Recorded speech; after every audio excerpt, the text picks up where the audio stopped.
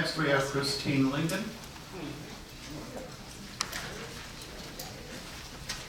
Just have a brief statement along with Carl Singleton. Talking about economic development without actively, intentionally incorporating a plan to address institutionalized racism and economic disparity is like trying to heal a broken leg with a Band-Aid. It's impossible to have a healthy, thriving city that is yet diseased. Ain't gonna happen. So how do we fix this city? Mr. Schreiber has stated that the core goal of his economic development plan is to, and I quote, enhance investor confidence. His focus is on creating a strong investor confidence. This is code for gentrification, as we have clearly seen thus far under his leadership. The mayor's goal is for economic development to fix the city's pension plan. This is absolutely impossible. Development will never fix the pension problem. It just will not. Let's look at the numbers that are being thrown about. The mayor and Mr. Schreiber constantly reference the $75 million that Mr. Schreiber procured, but without context, these numbers become nothing more than spin. Some of the questions to ask are, how much of that money came from one source, Mr. Appel, and how much of that was taxable? But also, in looking at numbers, the mayor says that $150 million in new development will yield only $3 million. $350 million in new development will only yield $7 million, and only if that is taxable.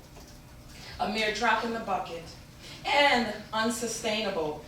An amount that will do absolutely nothing to eradicate the projected $7 to $13 million a year that will eventually be needed to cover pensions. And yet this push for an unsustainable large-scale development and this transfer of the city's economic power is the primary reason that's being given as to why this mayor wants to hand over the city's economic development to YCEA. This does not add up. It does not make sense. Not only does the mayor want to hand over the economic decision to an outside entity with no strength of diversity, an entity that is not inclusive, that has no real comprehension of what this city needs at this point to grow forward.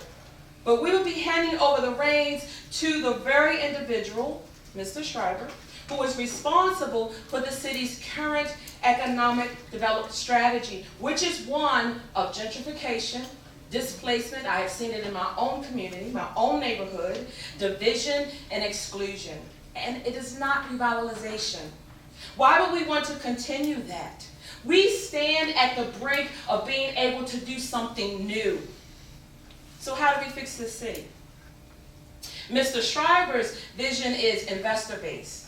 It does not hold at its core those who are black, people of color, those who are disenfranchised, those who are impoverished, those who are mentally ill, those who are criminalized, because investor confidence does not consider these people groups, just the opposite. This is an issue of gentrification versus real revitalization. What does this do to bring business into a city if they only hire white men or white women, or a token black person or person of color?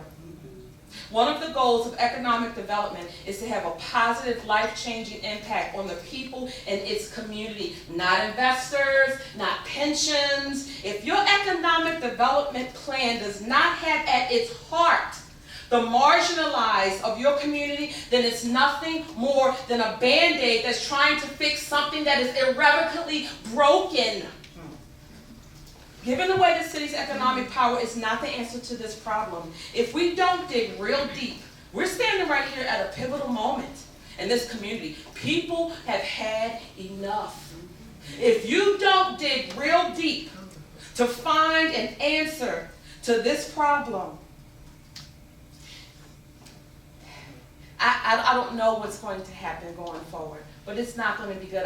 I hear the mayor say over and over again, what has been happening, it's not working, it's not working. I want to quote a movie, a quote from The Color Purple. Till you do right by us, everything you do gonna fail. And when I say us, I mean black people, I mean people of color, I mean disenfranchised people, I mean people who are criminalized. Until you do right by us, every plan you implement shall fail. It won't work. You have to look out for your not a select few. You've got to dismantle this institutionalized racism and this economic disparity. People have had enough. You think I'm angry? I'm not. I'm passionate because I look every day in the faces of people who have no hope, who have had enough. And until you